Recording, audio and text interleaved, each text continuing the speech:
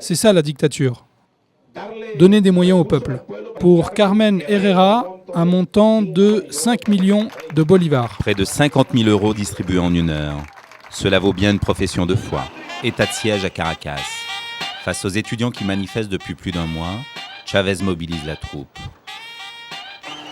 Sa bête noire, c'est lui, Yon Goycochea, leader étudiant, aussi adulé par ses troupes que vilipendé par les sbires du régime. On change de domicile tous les jours, on change de maison mais aussi de voiture. On a reçu beaucoup de menaces. Ce que refusent les étudiants, c'est le référendum sur la Constitution qui autoriserait le chef de l'État à se représenter indéfiniment. Des gosses de riches, des fils à papa, répond Chavez. La plupart d'entre nous, on provient des classes moyennes ou pauvres. Une minorité vient des classes plus aisées. Ce sont les Chavez qui sont riches. Ce sont eux les petits princes du Venezuela. Riche, la famille Chavez? Pour en juger, il faut quitter Caracas pour l'état de Barinas, leur fief. Une sorte de Far West qui a toujours dit oui aux Chavez. Ici, Hugo s'affiche partout, mais il n'est pas seul. Son père est le gouverneur de l'État, son frère le maire de leur ville natale. Un homme seul a le courage de s'opposer au clan. Avant de devenir le pourfendeur des Chavez, Antonio était pourtant leur ami. On partageait tout ici. On jouait au foot, on jouait au baseball. Où est-ce qu'il vivait? Là derrière, son père et sa mère avaient cette petite maison en face de la mienne. C'étaient des gens modestes, vraiment modestes. Et aujourd'hui? Aujourd'hui, c'est une famille opulente. Ils possèdent des belles maisons, des grandes demeures, ils se promènent dans des véhicules de luxe. Ils achètent beaucoup d'haciendas en utilisant des prête-noms. Mais même avec des prête-noms, tout Barinas sait que les vrais propriétaires, ce sont les Chavez. La résidence officielle de la famille, c'est le palais du gouverneur. Et Doña Elena, la mère du président, n'y tolère aucune dissidence. Vous entendez ça?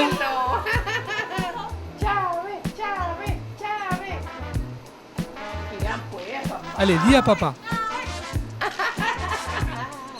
Voilà, mon mari et mes 6 fils. Soit le gouverneur de l'État, un maire, un secrétaire d'État, un ministre, un ambassadeur. Celui qui appelle, c'est le petit dernier, le banquier de la famille. C'est Adélis. Allô, comment vas-tu mon fils? Que Dieu te bénisse et te protège mon amour. Et quand on fait part des soupçons d'enrichissement qui pèsent sur le clan, voilà ce que répond Doña Elena.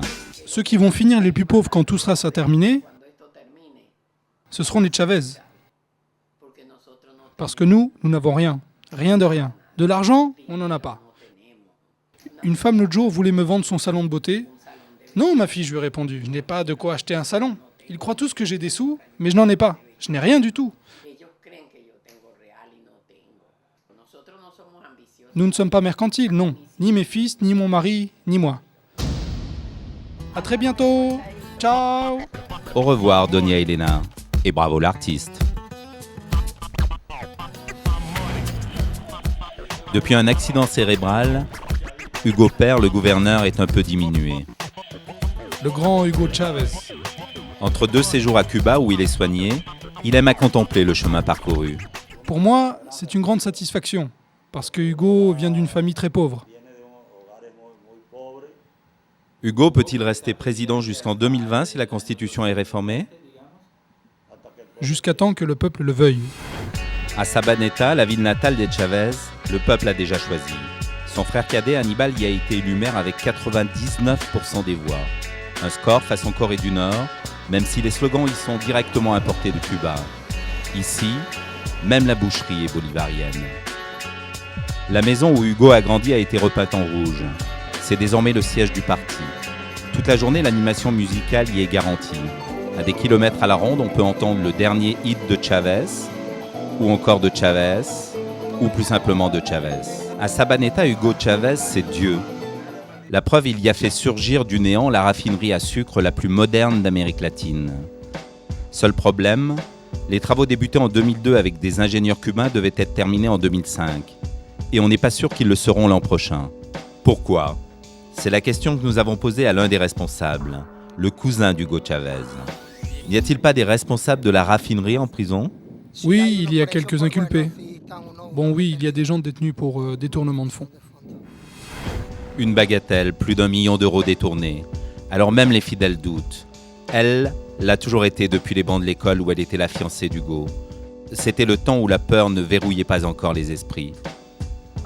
Ceux qui parlent, il leur cause des problèmes. Le petit vieux, ça va encore. Il le manipule parce qu'il est un peu sénile. Mais comment peut-on accepter que le papa, que le frère, que l'autre frère, que celui-ci, que celui-là, Hugo doit se débarrasser de sa famille, tous les virer. Parce que ce sont eux qui le... Ils sont devenus riches du jour au lendemain. C'est ce qui écœure les gens. J'ai voté pour Hugo chaque fois qu'il a fallu.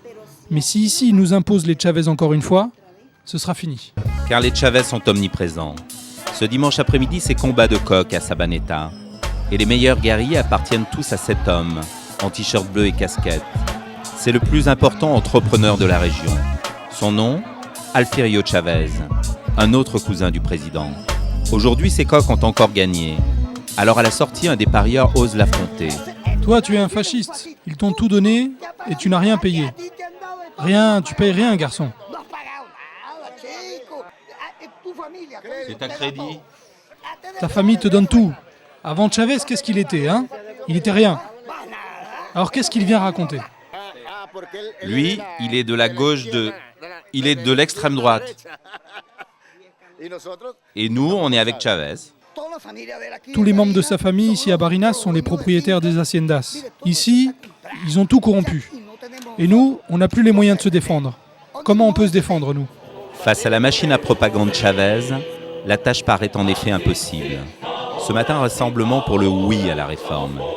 Et on va assister à une illustration de la méthode Chavez. Pour tous les fonctionnaires, il y a d'abord la signature de la feuille de présence, obligatoire sous peine de représailles. Ensuite, c'est Hannibal le maire, frère cadet du président qui officie. Poignée de main généreuse avant le discours, celui d'un pasteur évangéliste bolivarien. Nous devons craindre Dieu parce qu'en lui sont les racines du vrai révolutionnaire. C'est l'enseignement de Jésus. Qui fréquentait Jésus? Les pauvres.